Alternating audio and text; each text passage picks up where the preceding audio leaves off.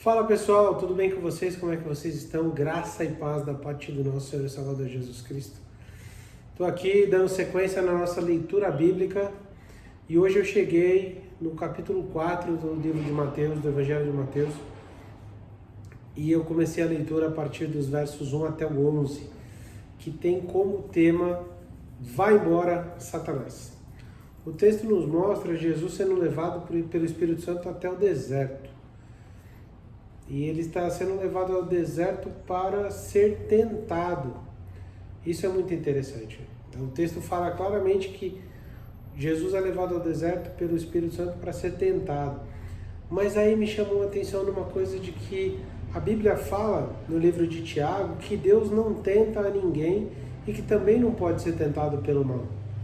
Então, eu fiquei com a seguinte dúvida, e acho que você também. Como é que o Espírito Santo levou Jesus para ser tentado? Se Deus não pode ser tentado pelo mal, como é então que o Espírito leva Jesus para ser tentado? A resposta está na natureza de Jesus. Porque Jesus é Deus, a gente já viu isso. Ele é o Rei e é Deus, e a gente já tem visto isso desde o comecinho do Evangelho de Mateus. E agora a gente começa a perceber que Jesus também é homem. Da mesma forma como ele é Deus, ele é 100% homem. E um aspecto que também me chama a atenção nessa introdução é: quem levou Jesus para ser tentado foi o Espírito Santo. E isso mostra o quê? Que Satanás ele não é autônomo, ele não tem capacidade de ação ilimitada, ele não age sem estar submisso ao controle de Deus. O diabo, Satanás, só pode agir dentro dos limites que Deus estabelece para ele.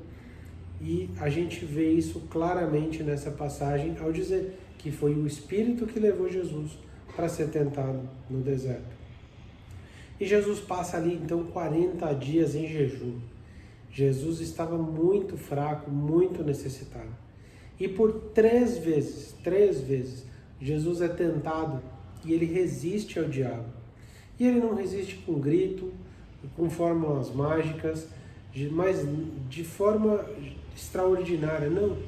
Jesus faz três coisas simples. Ele fala a palavra de Deus, ele profere a palavra de Deus.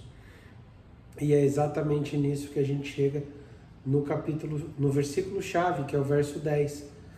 Vai embora, Satanás, porque está escrito: adore o Senhor, o seu Deus, e preste culto somente a Ele.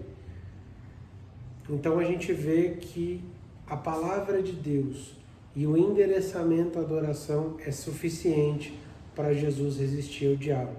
E que lições práticas a gente pode tirar, então, dessa passagem? A primeira, acho que tem duas lições. A primeira é que a tentação, o pecado e as obras de Satanás não se apresentam de uma maneira normalmente ruim. A gente vê nessa passagem, quando você estiver lendo o texto, você vai entender o que eu estou falando, o diabo apresentando para Jesus coisas que não são ruins em si mesmo. Matar fome não é ruim em si mesmo.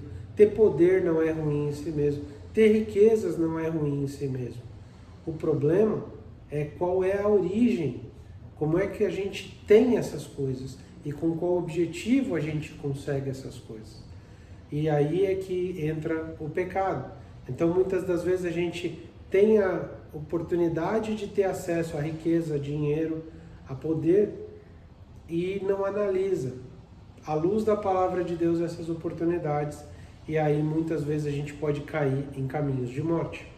Então, nós precisamos ter um olhar muito claro e muito forte para a palavra de Deus, para entender da onde vêm essas oportunidades.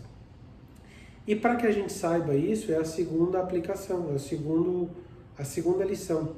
Para que a gente possa viver essa experiência de saber analisar as oportunidades que nos aparecem, nós precisamos conhecer a palavra de Deus. E nós precisamos conhecer a palavra de Deus para poder dizer para Satanás: vai embora, Satanás, da mesma forma como Jesus fez. E aí eu quero deixar para você um convite. Leia a Bíblia. Dedique-se com o melhor do seu esforço na leitura da Bíblia. Essas mensagens que eu estou trazendo aqui, elas são para te ajudar a entender aquilo que você tem que entender, aquilo que você tem que ler, aqueles textos que você precisa decorar, porque aí você vai poder dizer: vai embora, Satanás, adore ao Senhor, só Ele preste a culto, o Senhor, o seu Deus, e só Ele preste a culto. Então, que Deus abençoe sua vida, que essa mensagem fique para você, de que você adore a Deus e somente a Ele preste culto, que ela abençoe sua vida. E se você chegou até aqui, se você ficou aqui até o final desse vídeo, e essa mensagem abençoou sua vida, eu quero te pedir que você se inscreve no canal, curta o nosso vídeo, deixa o like, deixa o joinha, deixa o coraçãozinho, compartilha com os seus amigos, que assim a gente vai continuar podendo espalhar a palavra de Deus para mais gente, tá bom? Fiquem com Deus, um abraço.